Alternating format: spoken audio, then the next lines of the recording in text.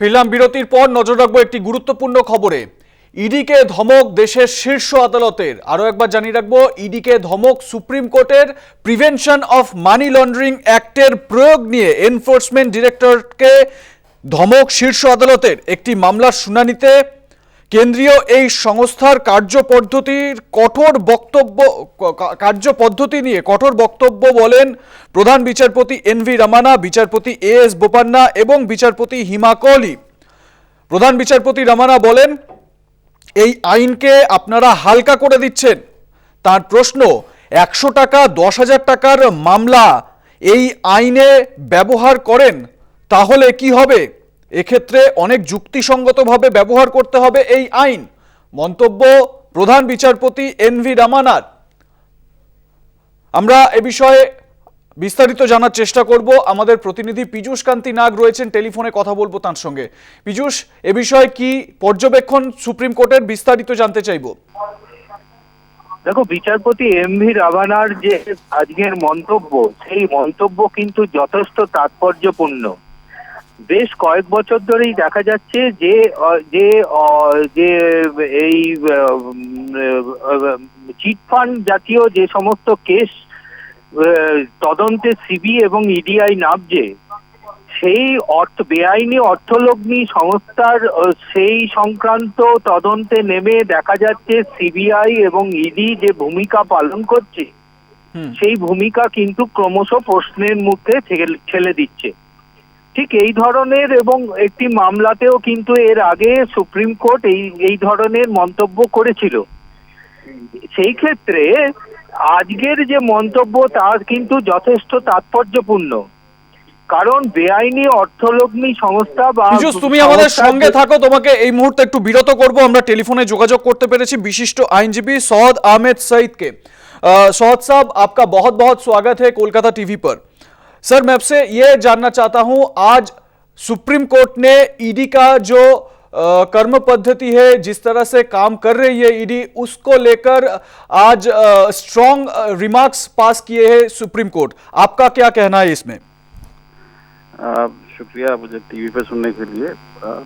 मेरा कहना ये है कि इस एनफोर्समेंट डायरेक्टरेट का ये जो एक्ट इनको इम्प्लीमेंट करने के लिए दिया गया है, prevention of money laundering act, ये जब आइडिया कंसीव किया गया था तो इसका पर्पस था कि पूरी दुनिया में टेररिज्म, ह्यूमन ट्रैफिकिंग और ड्रग्स का पैसा इंटरसेप्ट करना और उसको इकोनॉमी का पार्ट नहीं बनना।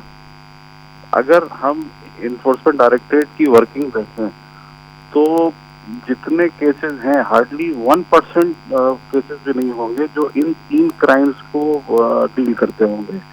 और उसके बिल्कुल उल्टा जो डिस्प्यूट्स होते हैं बैंक के और प्राइवेट डिस्प्यूट्स की, जैसे वक्फ की प्रॉपर्टीज या किसी का अपना कोई सिविल डिस्प्यूट है, उसमें जहां भी 420 लिख के आगे एफआईआर में उनको जुरिडिक्शन हो जाता है, वो इन्वेस्टिगेशन शुरू कर देते हैं, अटैचमेंट शुरू कर देते हैं।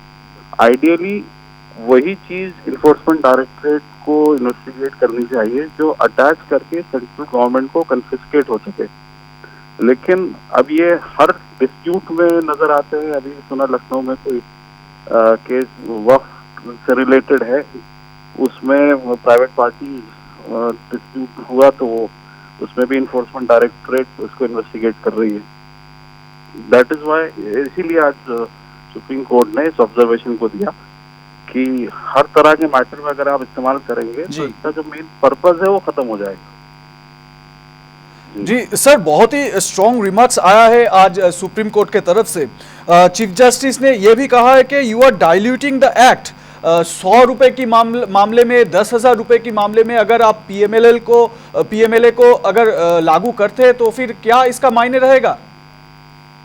बिल्कुल ठीक। और जितनी पावर्स दी गई हैं इस एक्ट में और जितना इंटरनेशनल कन्वेंशंस हैं या पूरे इंटरनेशनल कम्युनिटी देखती है इंडिया को इस लॉ के इम्प्लीमेंटेशन में, और अगर प्राइवेट डिस्प्यूट्स में और छोटे छोटे केसेस में अगर इतने हेविली पावर्ड एजेंसी काम कर रही है तो बिल्कुल ठीक ऑब्जर्वेशन है कि ये एक तरह से सब वेस्ट ऑफ रिसोर्सेज है गवर्नमेंट का।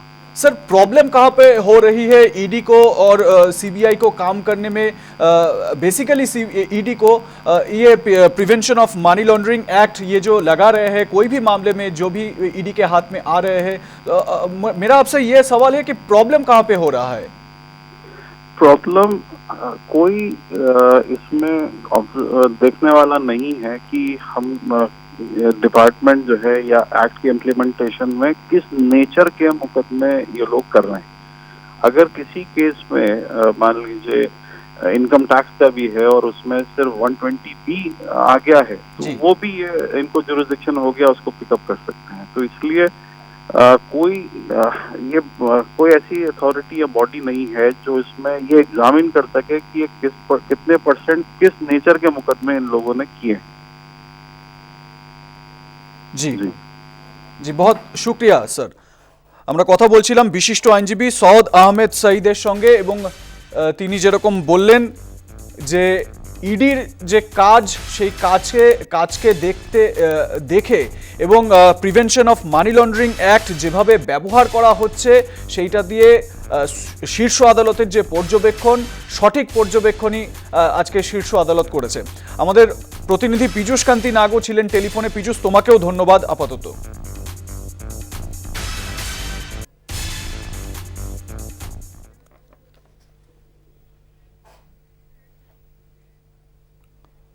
আমরা নজর রাখবো আরো একটি গুরুত্বপূর্ণ খবরে। রাজ্যে প্রথম ওমিক্রন আক্রান্তের খোঁজ জানতে পারা যাচ্ছে। মুর্শিদাবাদের এক শিশু ওমিক্রনে আক্রান্ত।